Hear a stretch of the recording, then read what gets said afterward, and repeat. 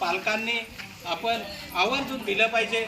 आता या ठिकाणी आम्ही आमच्या सर्व मंडळीच्या माध्यमातून आपले सरपंच आहेत, ग्रामपंचायत सदस्य आहेत, उपसरपंच आहेत, जेवढं का आपल्याला शाळेला भौतिक सुविधा असतील किंवा विद्यार्थ्यांना शाळेय वस्तू किंवा त्यांना ज्या आर्थिक मदतीचा जर हात लागत असेल तर नेहमी आमच्या सरांना आम्ही सांगत असतो की त्यांना पेन वही, एखादा विद्यार्थी गरीब असेल, गरीब कुटुंब असेल, तो त्याचे आईवडील त्याला पुरवू शकत नसतील, तसं विद्यार्थी असतील तेही आपल्या सरपंच साहेबांना किंवा आपल्या ग्रामपंचायतीकडे तुम्ही कळवा।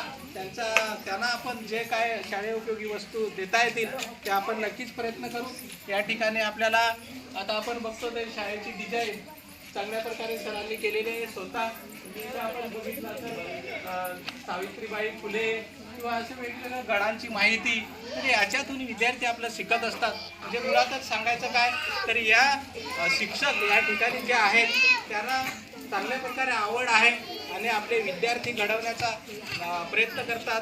चांगल्या प्रकारे ते